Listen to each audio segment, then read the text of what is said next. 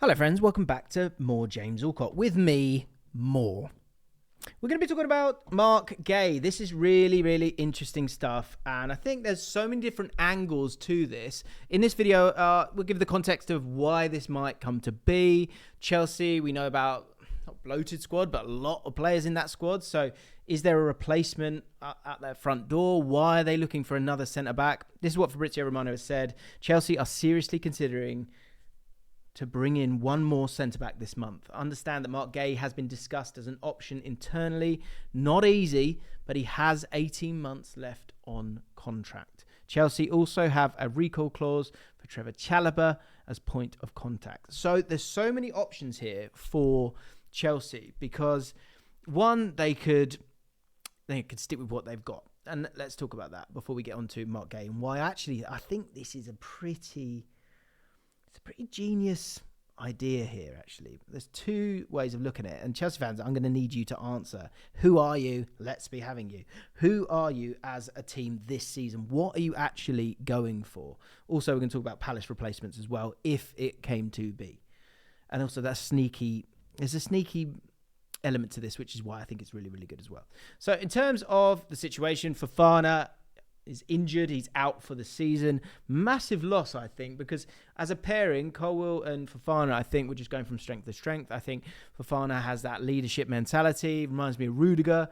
Doesn't mind being, he's a bit like nasty, and I quite like that, but a great footballer as well, but just been incredibly unlucky with some big injuries. And so you're looking at the other options. Axel Disasi is one. Benoit Badiashile is another one. Tosin Adarabioyo is another one. And then Josh Achimpong. We're going to talk about him a little bit later on because he is a really interesting option for them. And part of the decision to either go for Marc Guehi or not rests on his shoulders, I think, a little bit, or I guess the feeling around his potential.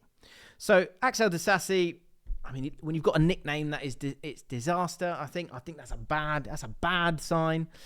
And there's an overall feeling, and I'm going to call this something. I'm going to call it the jump. Stay with me.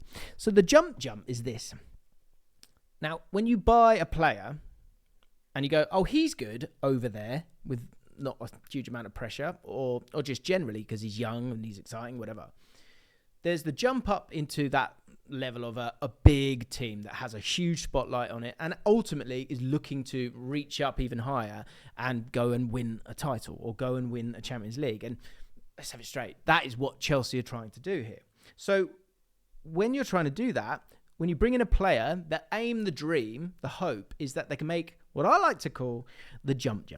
Now, the jump is the fact that, say, someone like Tosin Adarabioyo, who I think is a fantastic Premier League player, but can he make the jump to being a top 3, top 4 in those big debates about being, one of the best centre-backs in the league and in Europe, right? This is the Premier League. It's got the most money. It's got the best players. I think those three, it feels like in what is a cutthroat world of Premier League football and Chelsea as well, that you're not seeing players that can make that jump. Like, let me give you an example. Ruben Diaz kind of made that jump, but you knew he was capable. They certainly believed in him, or he took that opportunity. Virgil van Dijk, great example of it as well.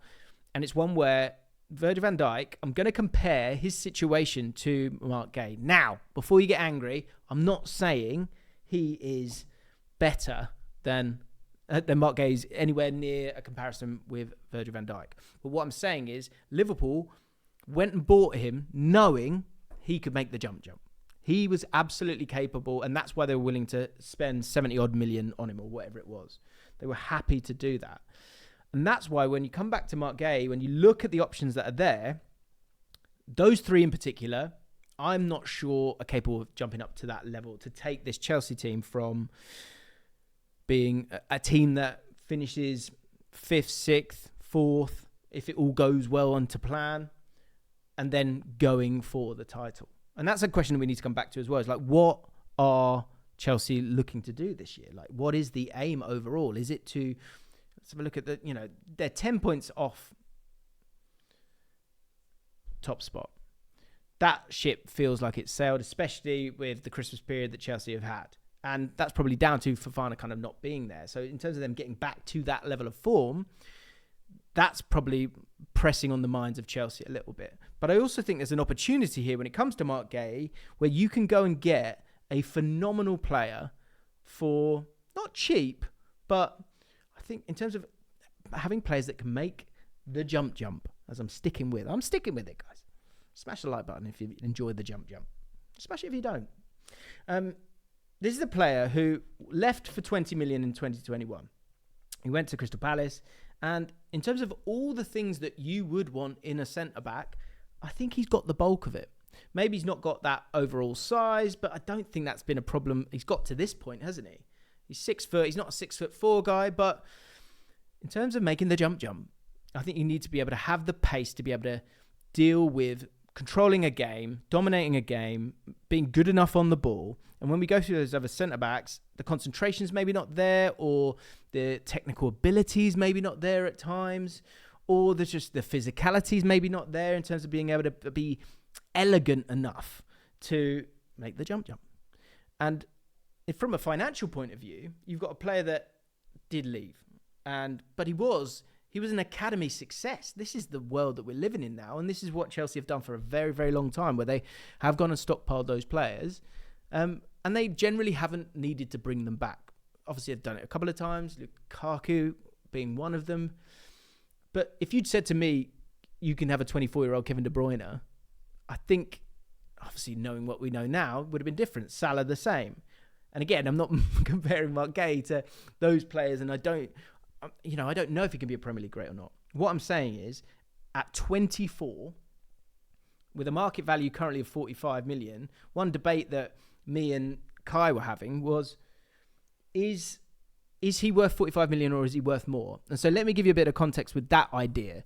If you've got a player, if every player was on a 3-year deal, okay, so the sort of contract element didn't affect it, how much would you pay, firstly, for a quality centre-back who's ready to make the jump, or just generally a centre-back, but also Marc Guehi himself? Because I think at 24, where he's becoming an England regular, he is an England starter, he's keeping the left-sided centre-back out of the England team, despite being right-footed. He's made his way through the ranks. He's known for being kind of wise beyond his years. So you don't have to worry about anything outside of football, really. There's that focus there. Has Premier League experience, captained another Premier League team, has all the attributes that you need. Why would you not go and spend a premium on it? Now, I think the idea why you wouldn't do it is you might have this sort of bit of ego in you that, we don't, he's gone now, he shouldn't come back. I think now with the amount of players that these guys have got, it's just stupid not to sort of you shouldn't cut your nose off to spite your face. That's odd to me. And also, I think what's genius about this one with Guehi is you've got a player here that I think Tottenham would like. I think Liverpool was certainly in for. Newcastle was certainly in for in the summer. And they would all like a player who is playing games for England, who is 24. You've got a decade, probably, of a player like Marc Guehi, because he seems like a consummate pro. Why would you not go and get that done, regardless of the defensive situation and the problems with Fofana? In terms of, so taking from rivals, another great thing here. The thing I will say, get ready to have your mind blown, okay? Are you ready? Are you ready? Are you ready? Okay. And if you don't subscribe after this, then I give up. Look at this. Oh my God. Right. England, 16, 17, 18, 19, 20, 21. Let's have a look at England under 17 there. 19 games, 1 goal. Now get ready to have your mind blown.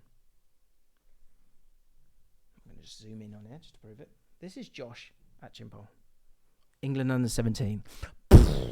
That's right. 19 games, 1 goal. Do you have Marc Guehi in your ranks already? Very, very possibly. This lad is quality.